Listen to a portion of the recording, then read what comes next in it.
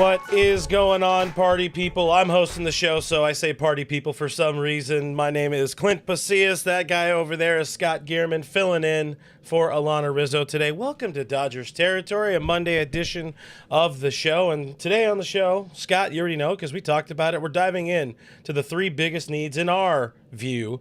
The three biggest needs for the Dodgers over the 2025-2026 offseason. Dodgers just won a World Series. They need to try to run it back. They need to try to get better. How will they get better? There's nobody better I'd like to talk to than Scott about that kind of stuff. Before we dive into it, though, a reminder, please like the show, rate the show if you would not mind, subscribe to the channel. We're trying to get to 15,000 subscribers. The only way we can do that is if you hit that subscribe button, all that kind of stuff. So, anyways, let's dive in. A little bit of pleasantries to begin with. Scott, we haven't talked in a little while. How you doing? Basking in the glow of back-to-back world championships.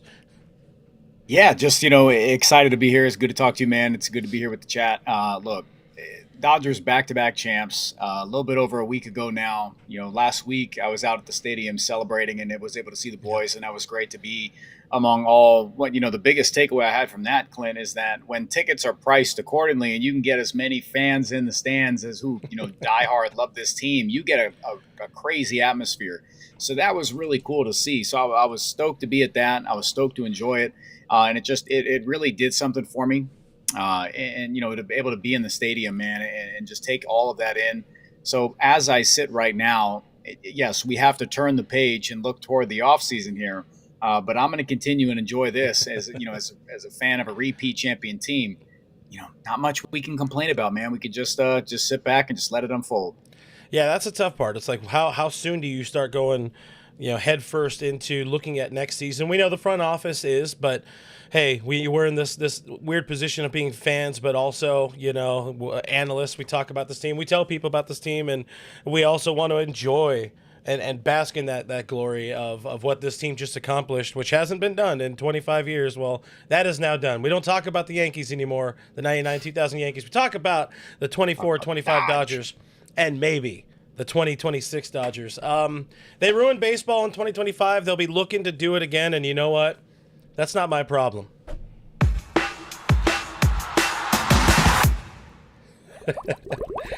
Always love this front end. Again, the concept of today's show, three big needs for the Dodgers. No big surprises. We already talked about this. Yep. Different ways, shapes, and forms over the course of this now, early offseason.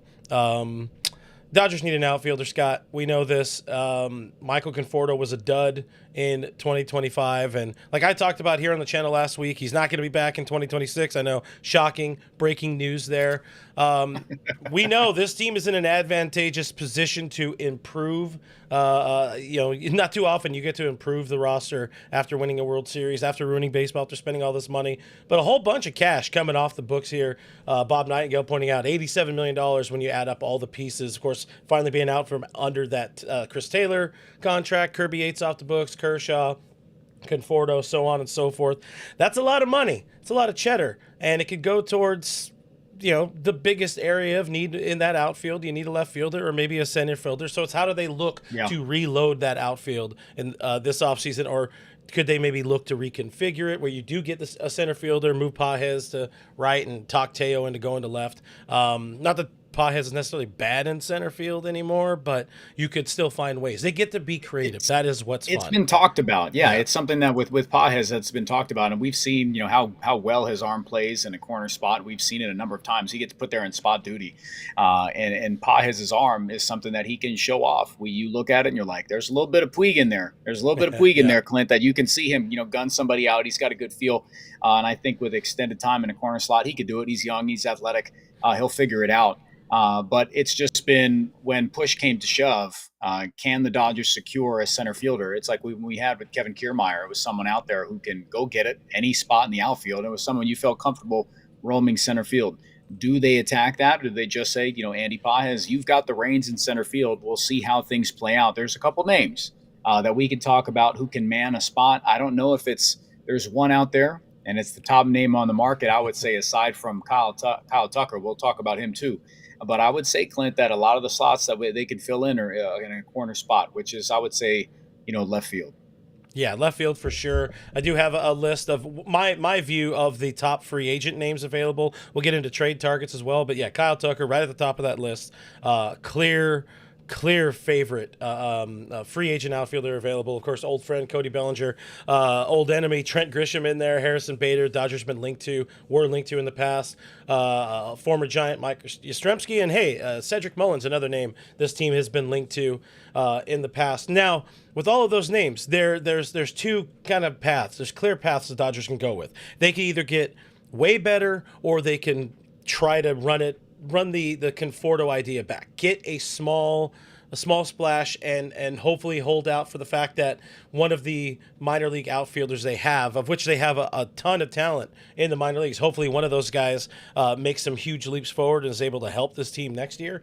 But looking at that list, looking at those names, of course, Kyle Tucker, Cody Bellinger pop right off the list for me. I would rather see this team play in the upper echelon of the market rather than just try to make a filler, help this team out. Worth noting, and I said it last week a few times, Alex Call is still on this roster as well. He's somebody who could and should be around to help out with the outfield. But of those names, what is it, 6 names I had thrown on the screen, who do you want the most?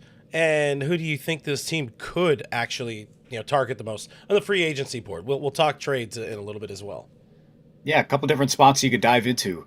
If you're of course, like the name of all those is Kyle Tucker. I do have some concerns with Kyle Tucker and making him one of the highest paid outfielders in the game. I really do. And I think that's fair because, some of the things as far as, how much he loves the game, how much he's dedicated to the game.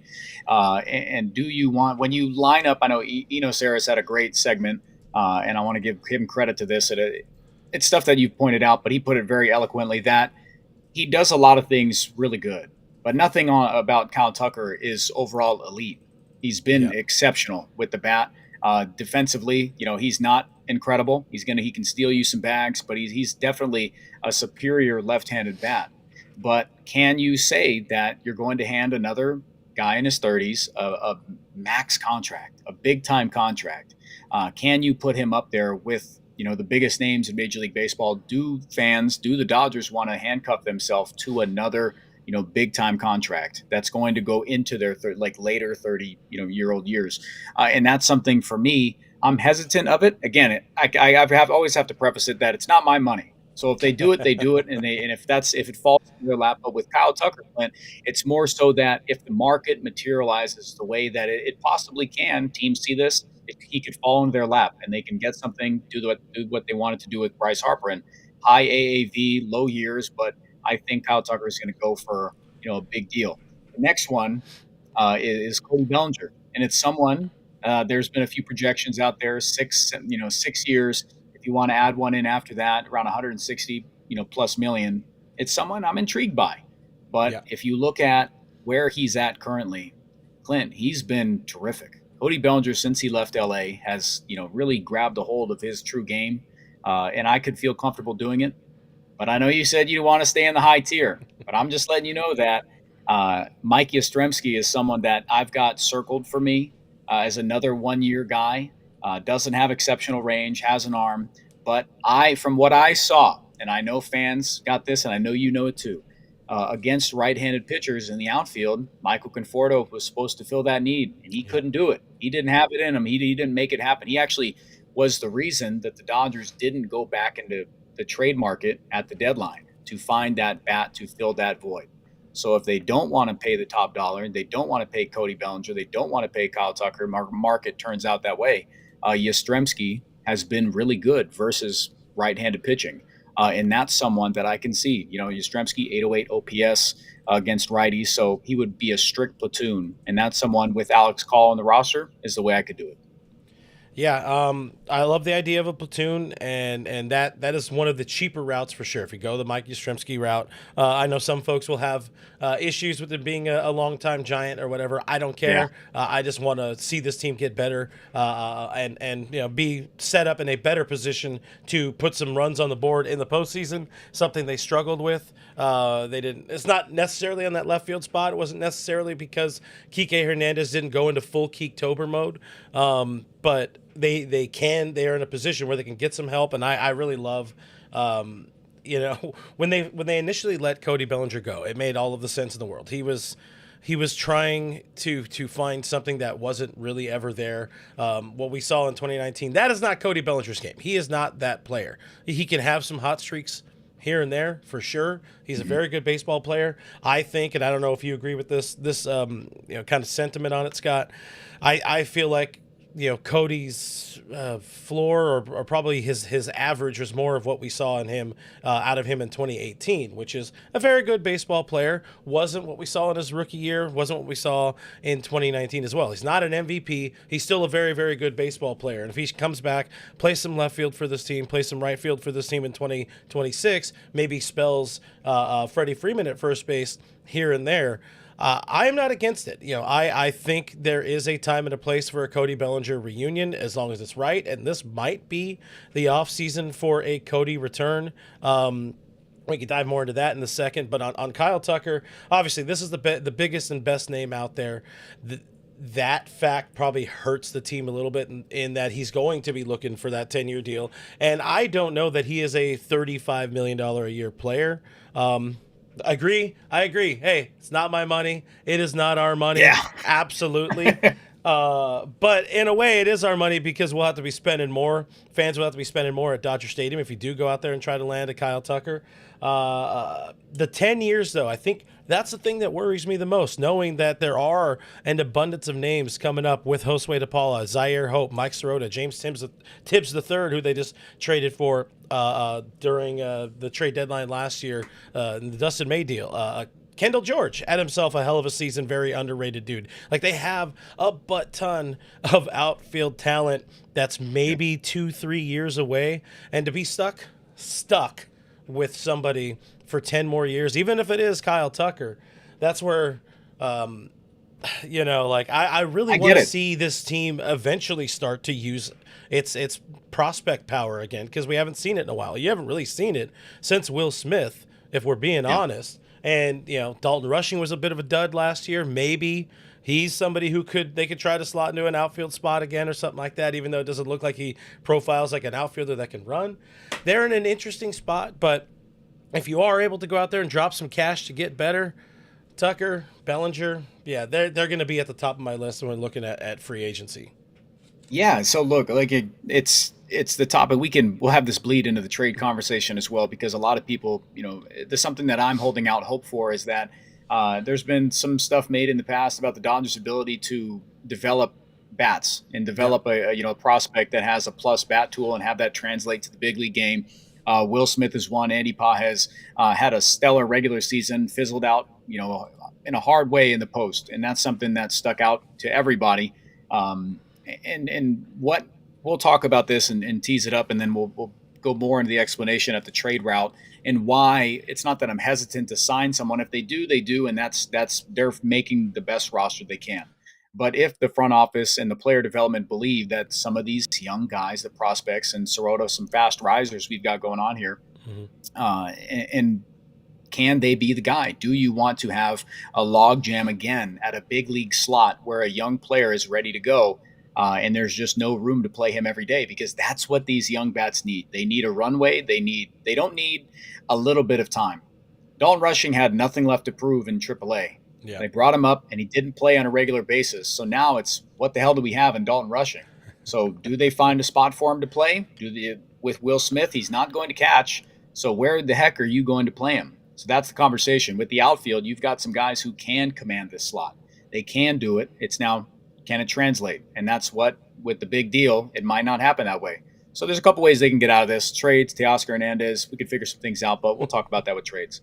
Yeah, absolutely. We should talk trades, but first, there's still more, obviously a lot more Dodgers territory to come. First, we got to have a word. We're going to tell you about, I guess our friends from Foul Territory are going to tell you about Square. This episode of FT is brought to you by Square, your favorite neighborhood spots run on Square. Give me an example in Pennsylvania, Kratz. Right down the street from my house, the Tap House. Not only is it an awesome place to hang out, get your beers, get your drinks, whatever it is, but you know what?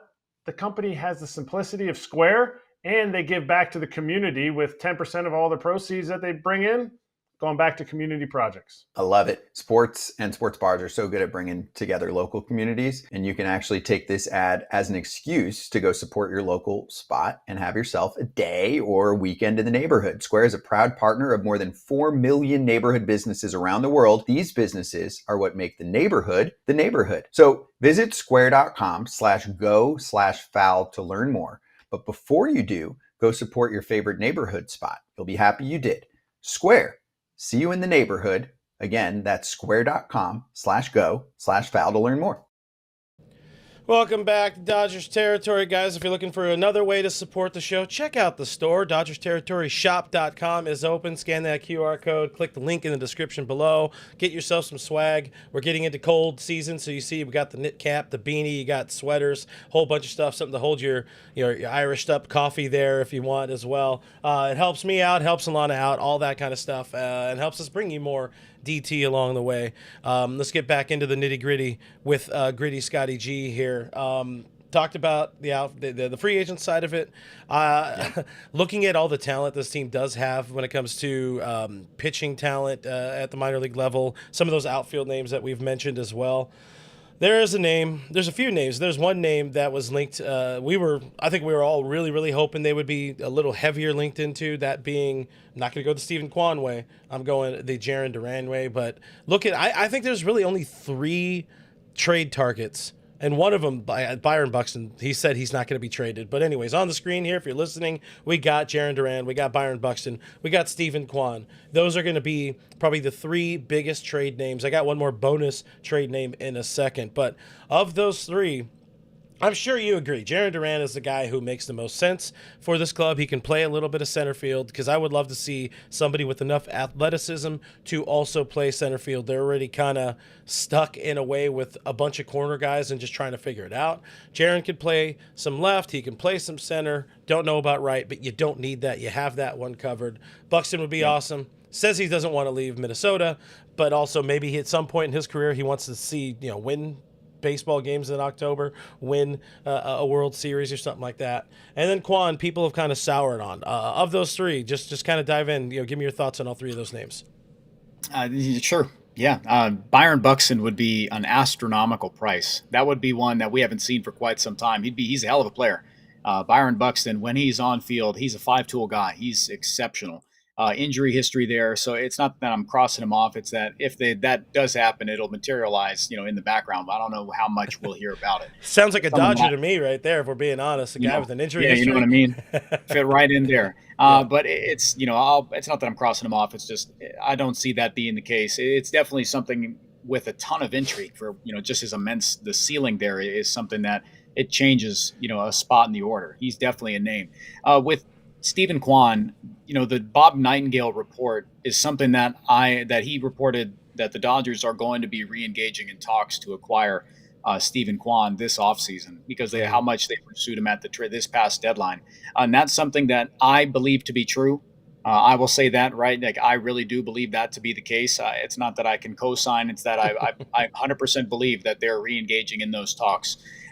They pursued him heavily. I think it's more about, Clint, the stability of a player like an outfielder that's not going to break the bank, and it's having the wiggle room with players still in arbitration. That's where you have Jarren Duran still has ARB years left. Stephen Kwan still has ARB years left. He has 2 years of team control here, whereas Jarren Duran has 3 years of team control. So following the 2028 season, he's a free agent there. Stephen Kwan, including this 2026 year, following the 2027 season, he will be a free agent. So I think it's more of the stability.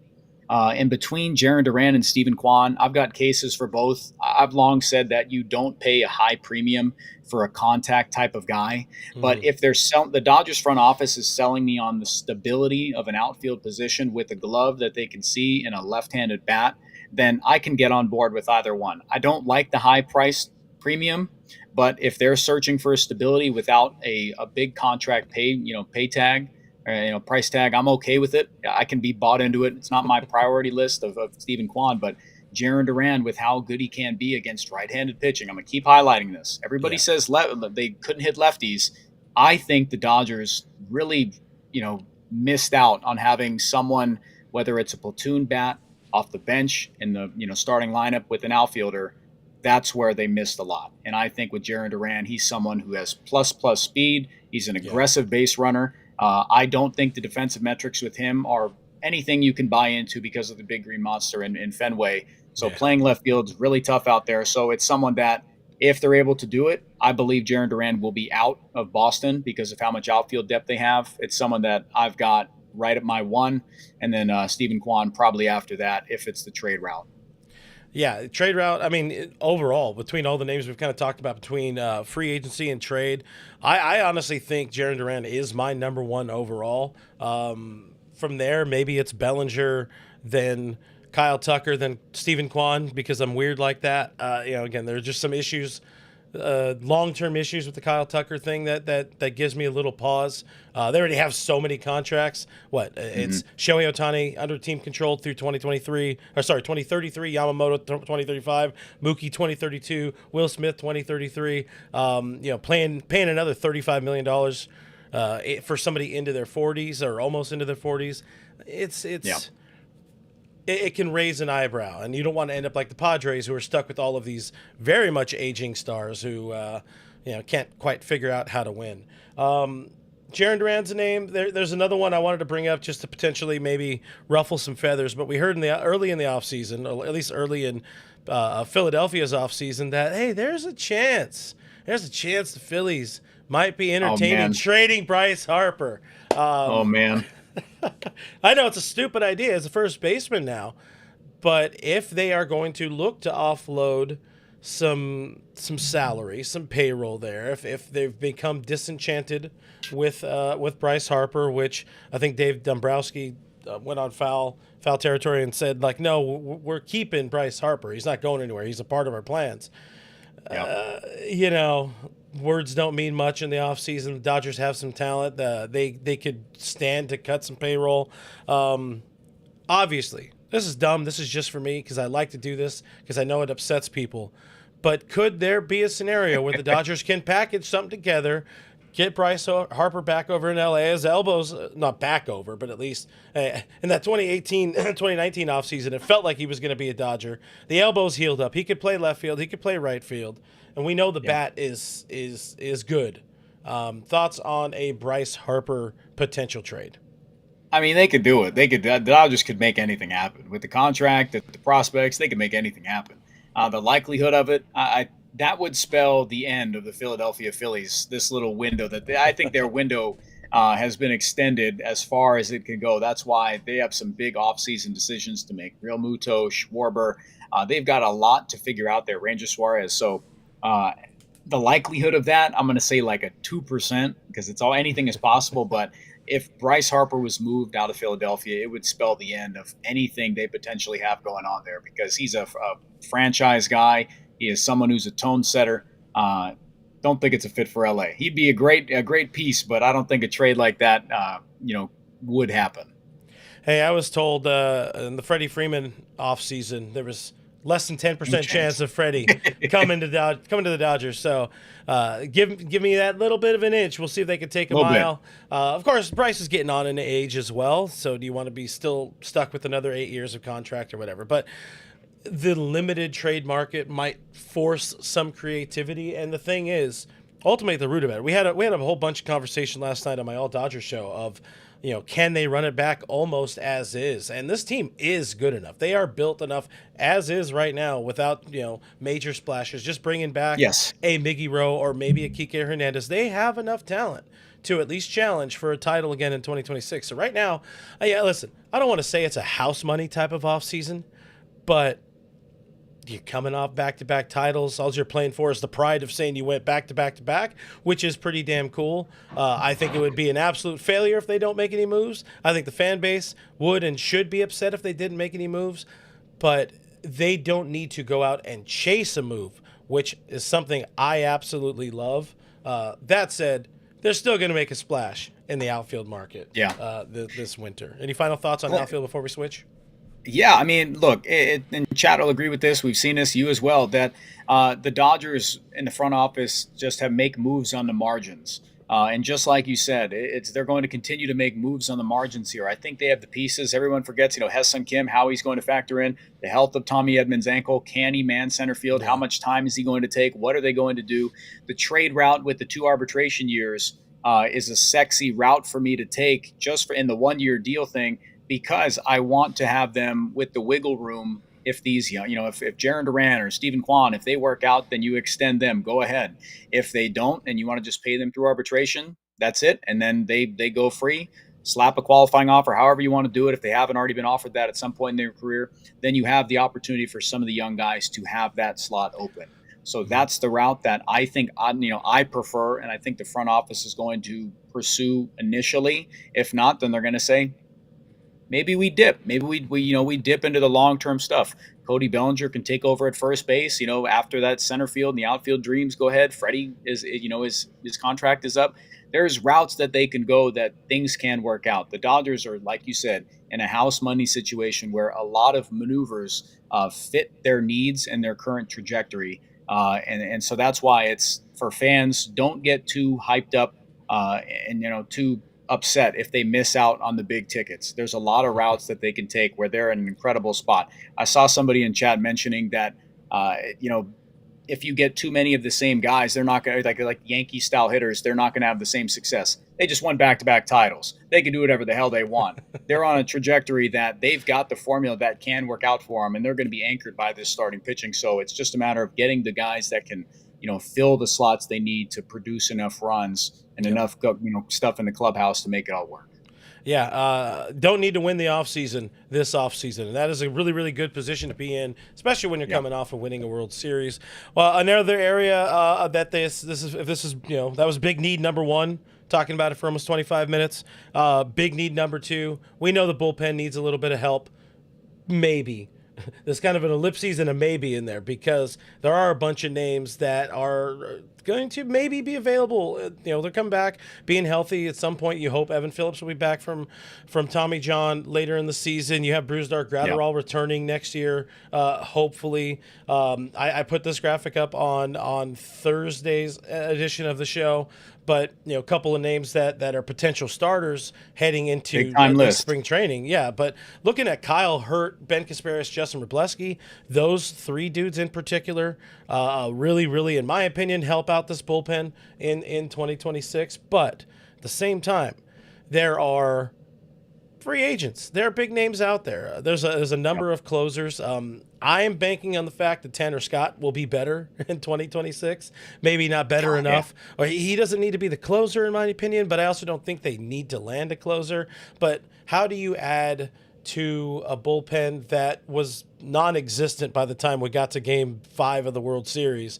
The bullpen was the break in case of emergency. We're sticking with Yamamoto in every waking breath that we can, and some other starters. Some of the guys that are out there, of course, free agent relievers. The big names: Edwin Diaz, Devin Williams, Robert Suarez bailed out of that sinking ship in San Diego. Ryan Helsley is a guy the Dodgers have been linked to a number of times. Had a really, really bad go of it after being traded last year.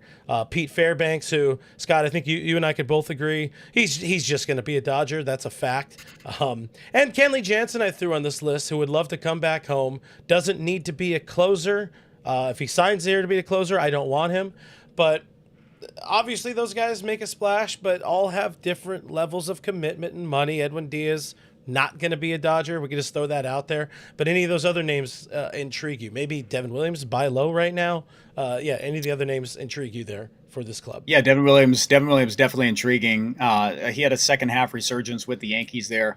If they're able to get him on a 1-year deal, for the record, I think the Dodgers are going to go after a 1-year deal relievers, perhaps with an option there, a club option, mutual option, and then go from there. But I'm in the 1-year route. I just like you said, I don't see them dipping into the mega contract with Edwin Diaz or anything of that matter. Ryan Helsley is the name that is on there that's super intriguing. His time with the Mets was very bad. He cost himself a lot of money. And I think he'd be a perfect candidate for a 1 year. If you want to go give him, 16 through 18 million for a 1 year. He's had some issues with pitch tipping, and I think with the Mets, that really came to a head. and it really blew up. His stuff looked the same. His metrics were all about the same. Usage was right on par. They didn't change much there, but he was pushed into a setup, high leverage role, and it really didn't work with him. His K rate dropped a little bit, walk rate spiked a little bit, but his pitch tipping, I think in a new environment, getting maybe hit a little bit, kind of all blew up in his face there. So he's a 1-year guy. You get him at the back end, let him get in, fix the pitch tipping issue. There's great videos about that. I think that's someone who would be an intriguing piece at the back end, but I'm a 1-year deal guy. And one you don't have on there, Clint, is someone that I've been hoping that the Dodgers could get back is Chris Martin. He's someone that he is just a journeyman guy for a number of years. He has done it. He's 39 years old. So he's old now, but man. he's just pitch. He's a rubber arm type of guy. He's had some injuries, but he's someone that you can get on a 1-year super low money deal. And he's just going to go out there and pitch. He's been one of the most productive relievers for 7-8 years. So it's someone that I'm always been interested in. And I would love to bring him back. That's just a dart throw, man. But if they just want to get someone who's a rubber arm, but Ryan Helsley's the number one for me as a closer spot, and on a 1-year, prove a deal and then go let him make some more money on the free agent market. Yeah, I love the idea of Helsley. I think for all the reasons you listed, that's where it makes the most sense, as long as it is that 1-year kind of prove-it deal. Because in my opinion, in my view, this is a guy that is literally just replacing Kirby Yates, who was not a part of the postseason bullpen, rightfully so, but somebody who's replacing what Kirby Yates was supposed to do for this team, which was supposed to replace what Dan Hudson had did for the team, particularly in 2024. That veteran that gives you some moxie, can get you out of a tough, bases loaded, no out, maybe get you out of a bases loaded, no out situation in the 6th inning, or save a game for you in the 9th. Somebody that has some flexibility, that is willing to use it. It's weird. I've been for a while very against the idea of a Kenley Jansen reunion. He's been pretty effing decent. Since leaving LA last year, had a really, really nice year with Anaheim, where there's absolutely nothing to play for. Giving the dude an opportunity to come back and win another title, be a 2-time champ himself, actually get his parade, doesn't offend me. The way it might have in the past, not so much the parade part, but Kenley Jansen reunion, because it would be a 1-year deal. He's not going to be looking for $20 million anymore. We're looking at maybe a $10-12 million contract, maybe even less. Maybe you can get him 8 or something like that, because he has come back home. He understands, I don't know. They have money to pay for him. I don't really know how that works. It's not my money. I don't need to care about the contract logistics of it. But you can get him on a 1-year deal, and that's, I think, the key here is 1 or 2 1-year deal guys. Whether it's a Helsley and a Kenley, Pete Fairbanks and a Ryan Helsley, something like that. I don't think they play into, like some people are thinking they might. I don't think they play into the Edwin Diaz, or more so the Devin Williams, Robert Suarez market. I don't see that. I know Bob Nightingale has mentioned that they could be playing in that market, amongst others. I don't see it. I really don't. That's why I'm the 1-year deal stuff. I'm pretty confident with that. I think if it's a 1-year, like I said, with a mutual or maybe a player option, something. I don't think they'll go player option. I think it'll be 1-year, big AAV. Let him go get paid in 1 year. Let Helsley get paid in 1 year. And if it works out, great. Then he gets to parlay that into the contract that he deserved if this hiccup doesn't happen with the Mets. And I think that's just the perfect target. I think he would be into that. Reset yourself, and the Dodgers would say, "You take care. Thank you for thank you for this back end dominance that we appreciate the hell out of." And hopefully it's with another World Series title. But I think that would be a great move. He's had a lot of innings, a lot of mileage, but a lot of dominance, and his stuff all looks good. It's just the pitch tipping stuff really blew itself up. So like I said, circling Ryan Helsley, keeping it there, big money AAV, 1-year deal. And if they want to go get one more, they can. But I think they're set on lefties, so I'm going to stay away there. And then the righties, like you said, with the Kyle Hurt, and we didn't even talk Roki. We didn't even talk starting. But it's a matter of they have, I think, enough in the bullpen to make that happen, because no Blake Trinan anymore. So they're going to have to find – Dave Roberts going to have to find a new favorite to go with in the bullpen. You mean no Blake Trinan and just being that high leverage guy? Obviously, he's going to be back, He's not your number one fireman for sure. So Dave needs to find that guy again. And I'm really hoping it ends up being Ben Kasparius. I love the dude in relief. I think he he couldn't really get back into a good rhythm after he was told he was going to start and then never really became a starter. It just, the season sort of unraveled from there. First 2 months, I mean, we were big time Benny Caps guys. The truth is Big rise time. when you're talking about Benny Caps. Year number 3 in the big leagues is going to be very good for Ben Kasparius. Same with Wrobleski. I mean, with that dude, you got future closer stuff as well out of Wrobleski. But that sounds like a conversation for a different show. We're not talking so much about the guys that are here. We're talking about the guys they need to go out and get. And I do have a third big need, and I'm calling this it's the wild card, because there are really 2 big needs. It's a bullpen arm and an outfielder. That's obvious, but I think there's going to be a move no one is expecting. Could it be signing an infielder? Alex Bregman is a free agent coming off of a nice season with Boston. Bo Bichette has been linked to this team at different points in time, maybe to play second, try to play him at third, try to play him at short, and that is not an indictment on any of the guys that are currently on this Dodgers roster. Of course, we know Munetaka Murakami is a free agent coming over. I don't think the Dodgers are going to be in on him personally. Or there's always the fan favorite of every offseason, Nolan Arenado trade, platoon with Muncy. I don't know. Like, could it be an infielder? Thoughts on that? The wild card aspect of a third need for this team. I would say it's a veteran starter who can eat some innings. I'm going to say that, someone who can go out. It's like the James Paxton's greatest thing was that he didn't miss a start in his time with the Dodgers, and then when they got rid of him, it was that, thank you for your service, sir. Appreciate the hell out of it. So I'm going to say, here's your ring. I'm going to say here it's a starting pitcher that can go out, rubber arm, can just pitch every 5th, 6th day, depending how they do it, and just fill him in there as someone who's willing to pitch in any role. That's the sneaky move that I see. Can never have too much pitching. The Dodgers proved that's the case, and it carried them to a World Series title with all upper echelon guys. So I'm going to stay right there. It's going to be a veteran starting pitcher. I haven't had a chance to look at who I love out of that group, but there are enough rubber arm veteran guys that can fill that need. Yeah, I mean, there's this little known dude, Tarek Skubal, as well. Tigers apparently willing to listen, for trade offers out there for Tarek Skubal. Do you think there's any sort of world, just for the sake of people here who desperately want Tarek Skubal to be a Dodger? Do you think there's some sort of world where Detroit would be dumb enough to trade away their superstar? I mean, anything is possible, Clint. Untouchable stuff in Major League Baseball. It's just outside of players having a no trade clause. Those things can, unless the guy just refuses to leave and loves where he's at. But Tarek Skubal deserves to get paid what he's, how he can pitch. He deserves to be one of the highest, if not the number one paid starting pitcher in Major League Baseball, perhaps ever. Yeah, stuff we've never seen before. So he deserves that. Can the Tigers gamble on just running it back without the security blanket that he's under contract for an extended period of time? Yeah. Does he want to pitch that way? He might just have to, but can the Tigers walk away from this with just a qualifying offer at the very back end of his tenure in Detroit? That would sting, that would kill, and I think that would be, if there's no chance you can pay him, and he's out, like when in these conversations, if you get there and he just, at a certain point, he goes to, the brass and says, that's it, I'm done. We're not, we have nothing more to talk about. I'm going to pitch the duration of my contract, and that's my time. Can the Tigers front office do it? Yes, they can just go down with the ship of getting no return, but it would be incredibly bad business for them not to explore the best offer that they can get. So yes, Clint, there is a world that the Los Angeles Dodgers put together a massive package, and that's where I would be at. So if they do it, great. It's possible, man.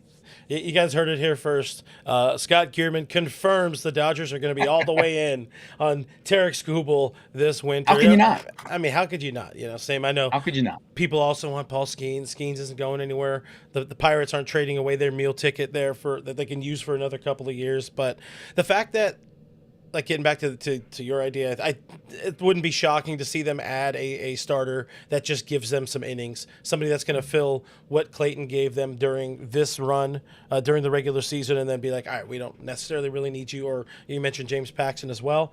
Getting that arm, just give us 100 innings, 80 innings, 120 innings maybe. I'm not opposed to Yamamoto getting plenty of rest in the early parts of the season. Don't need to burn him out, because the most important time this team is making the postseason. They're probably winning the division again. You need to have everybody ready to go, maxed out in the month of October. But it's going to be an interesting offseason, man.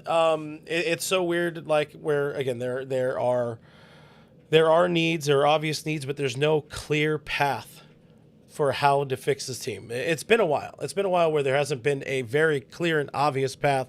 This is the definite way you go. You get one of these guys, or you go out and re-sign Teoscar and land another starter or whatever it is. I'm looking forward to it, man. I know you're looking forward to talking a whole lot about it.